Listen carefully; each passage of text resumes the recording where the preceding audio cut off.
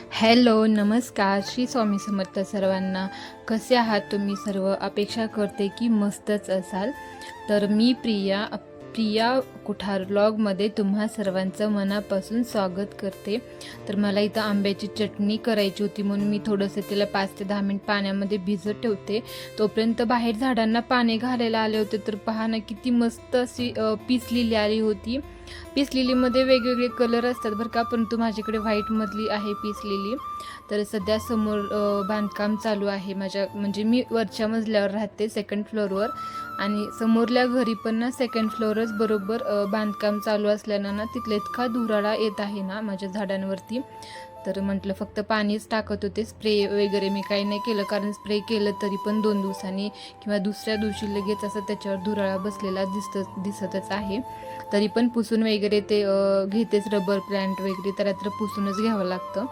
तर मग इथं थोडं मध्ये आल्यानंतर माझी थोडी कामं पेंडिंग होते. खूप सारा राडा तुम्हाला माझ्या किचनवर दिसत असणार आहे सध्या, कारण की माझी इतकी पाठदुखी चालू आहे ना, अक्षरशः पेनकिलर खाऊ नये असं म्हणतात, पण तरी पण मी थोडीशी अर्धी पेनकिलरची गोळी म्हणजे अर्धीच घेतली आणि मग लागले मी माझ्या मिशनला म्हणजे काम करायला. तर भांडे वगैरे घासून झालेले होते, माझे कपडे पण धुवून झाले. तर इथं म्हटलं घासणीनं वगैरे आपलं किचन वगैरे साफ करून घ्यावं. मी काय करते, भांडे घासायच्या घासणी आणि आपली बेसिंग घासायची घासणी ना तर वेगळी ठेवते. जी निळी घासणी आहे ती भांडे घासायची, आणि ही जी गुलाबी दिसली ना तर ती बेसिंग घासायची घासणी आहे. तर आपण कितीही स्वच्छता वगैरे करा तरी पण थोडंफार तर म्हणजे राहतच. लहान लेकरं असल्यानंतर थोडंफार तर थोडं घरामध्ये थोडा राडा वगैरे पसारा असतोच बरं का, म्हणजे माझ्या तर घरात असतो खुशी असल्यानं. पण तरीही आता मी तिला सांगितले की तुझ्या वस्तू जागेवर वगैरे ठेवत जा. तर ती तिचे कपडे वगैरे घालून ठेवते व्यवस्थित कपाटामध्ये घड्या घालून. तर म्हणजे असं थोडंफार का होईना तिनं कामामध्ये आता थोडी हेल्प करते तिनं माझी. तर शेवटी वायपरनं वगैरे पुसून घेतल्यानंतर मी थोडंसं कापडाचं सुद्धा म्हणजे हात मारते थोडासा, कारण वायपरनं कितीही आपण पाणी वगैरे साफ केलं तरी ते काही निघत नाही, थोडंफार तर पाण्याचे असे डाग राहतात. तर त्याच्यामुळे म्हणून मी थोडंसं पुसून घेतले कापडानेच. तर मी कपडे धुतलेले होते. काय करते मी, कम्फर्टच्या पाण्यामध्ये ना कपडे एक अर्धा तास तरी भिजत ठेवते बकेटामध्ये. म्हणजे लगेच कम्फर्टच्या पाण्यातून मी कपडे लगेच बाहेर नाही काढत, म्हणजे त्या कम्फर्टचा ना पूर्णपणे त्याचा सुगंध आपल्या कपड्यांना लागावा, म्हणून मी काय करते थोडंसं एक 10 ते 15-20 मिनटं थोडं त्या पाण्यामध्ये बकेटात सगळे कपडे असे भिजत ठेवते. मग एक काम करते, काम झाले की मग लगेच ते कपडे वाळून टाकते, म्हणजे दोन्हीही काम होतं आपलं. तर सध्या मी कपडे बाल्कनीतच घालत आहे माझ्या. तर वरती उन्हात असते खूप, त्याच्यामुळे मग कपडे वगैरे ना फार असं उन्हाळ्यामध्ये फार थोडंसं खराब झाल्यासारखे होतात, म्हणून बाल्कनीमध्येच मी घालते. तसंही तिथं फार ऊन वगैरे येतं, तर त्याच्यामुळे मी तिथंच घालते. तर एक नाही तर एक काम आपलं काम महिलांचे पाठीमागे असतात. तर मी तर फरशी पुसायला घेतलेलं आधी. तर मी काय करते, एक तर सकाळी झाडून काढल्या लगेच पुसते, नाहीतर मग सगळी कामं झाल्यानंतर शेवटी तर असं पुसते मी. आणि फरशी पुसताना नेहमी खडा मीठ किंवा गोमूत्र टाकायचं. जर नसेल तर मग आपली शॅम्पू पुडी असते ना, तर शॅम्पू पुडी पण टाकलं तरी थोड्या फरशा अशा चमकायला लागतात, आणि मस्तपणे असं वास पण खूप छान येतो. तर सहसा तर खडा मीठच टाकलेलं खूप चांगलं असतं, कारण किडे वगैरे येत नाहीत, मुंग्या वगैरे. आता उन्हाळ्यामध्ये पण फार मुंग्या वगैरे येतात ना, तर त्याच्यामुळे त्या खारट पाण्यामुळे तर तिथं मुंग्या वगैरे असं लागत नाहीत. तर मी तर सहसा खडा मीठच टाकून मी पुसून घेते. तर मला इथं थोडेसे शेंगदाणे भाजून घ्यायचे होते. मी काय करते, शेंगदाणे 1-2 किलो असं एकदमच आणते आणि थोडंसं त्याला एक दिवस ऊन देते. ऊन दिल्यानंतर भाजून वगैरे ठेवते. तर झालं होतं माझं सगळं भाजून. आता इथं आंब्याची चटणी मला करायची होती. फार काही नाही मी करत ह्यात, फक्त आंबे आपलं वरचं टरफल वगैरे काहीच नाही काढायचं, फक्त त्याच्या समोरलं असतं ना ते जळकं असतं, काय म्हणतात त्याला, ते काढायचं समोरलं आणि त्याच्या बिया वगैरे काढायच्या आतमधल्या. ह्या कैऱ्या इतका गोड लागत होत्या ना, म्हटलं चटणी तर आता आंब्याची आंबट असते, म्हटलं आता ह्या कशी होणार आहे कोणास ठाऊक. पण खुशीची खूप मिट्टी होती की मम्मा चटणीच कर म्हणून. मी काय फार टाकत नाही बरं का कांदा वगैरे असं, फक्त आपण लोणचं कसं खातोत ना तोंडी लावून बोटाने, तर मी तशी चटणी ह्याची बनवते.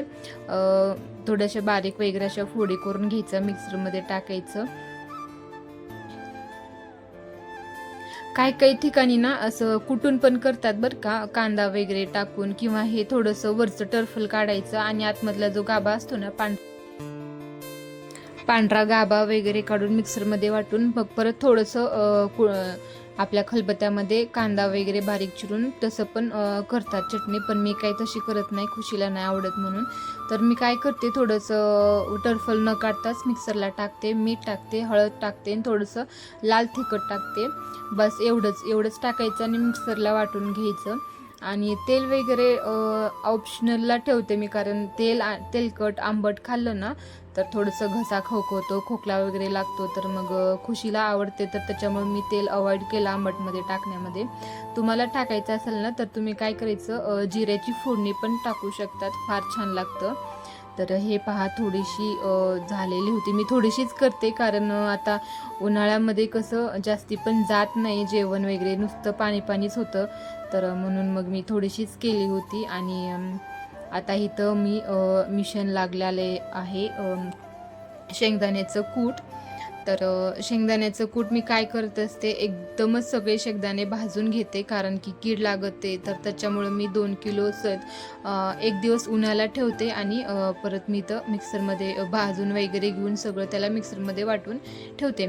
तर कच्चे शेंगदाणे मी ठेवत नाही, कारण त्याला कीड वगैरे लागते. तर त्याच्यामुळे, आणि आता तरी उन्हाळ्यामध्ये तर हमखास मुंग्या लागतात. तर मग भाजून ठेवते. कधी खुशीचे बाबा वगैरे जेवताना भाजके शेंगदाणे मागतात, तर त्याच्यामुळे मी भाजूनच ठेवते डब्यामध्ये. आणि जेवढं कूट लागते मला ते पटमनी मग काढून स्टीलच्याच भांड्यामध्ये कूट पण ठेवते बरं का.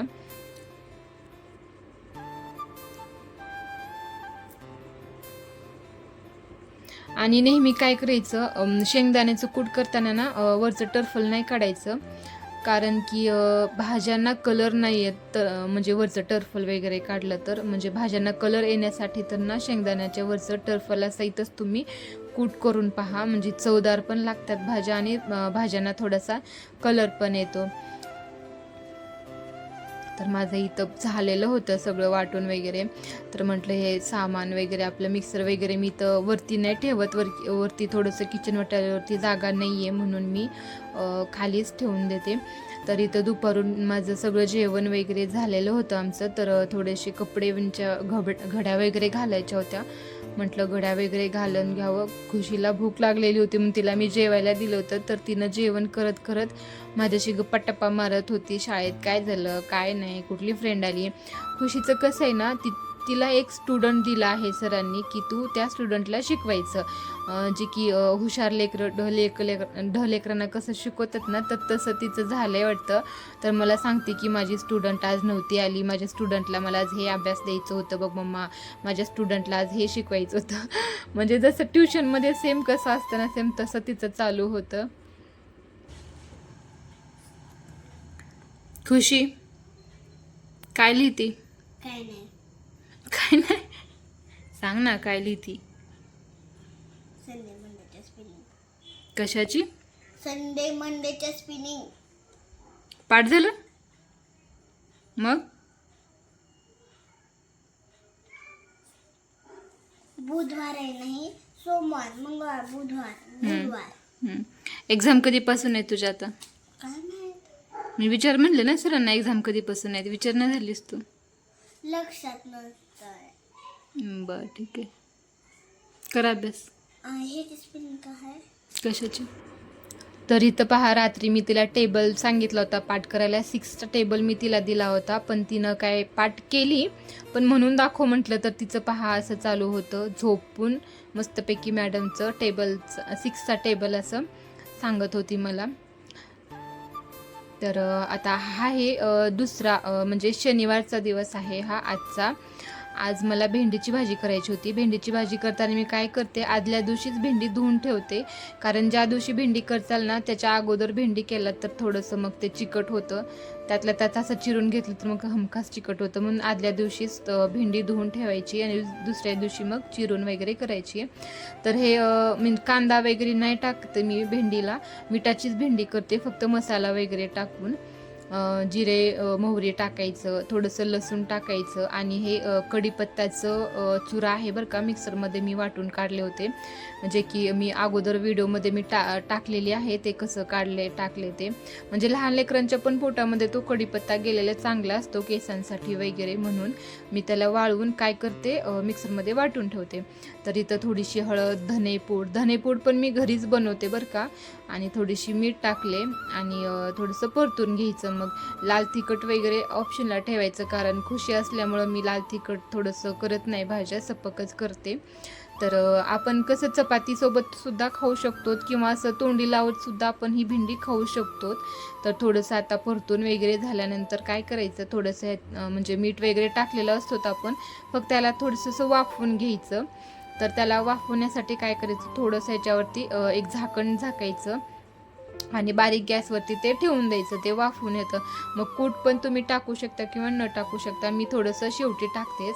तर इथं पहा जेवण वगैरे झाल्यानंतर खुशीचं असं खेळ चालू असतो माझ्यासोबत रोजचा. तिला मोबाईल वगैरे मी नाही देत न, तिला असं म्हणजे अंग खेळणे जे असते ना, म्हणजे तिच्या फ्रेंडकडे वगैरे मी तिला पाठवते खेळायला, किंवा तिची सायकल आहे, सायकलवर पण मी तिला जा म्हणते खेळायला. तर असं आमच्या दोघींचं चालवलं होतं मायलेकींचं खेळ. तुम्हाला व्हिडिओ आवडल्यास नक्कीच लाईक करा, शेअर करा, सबस्क्राईब करा. चला आता भेटूया नेक्स्ट व्हिडिओमध्ये. तोपर्यंत बाय, टेक केअर. सर्वांना श्री स्वामी समर्थ.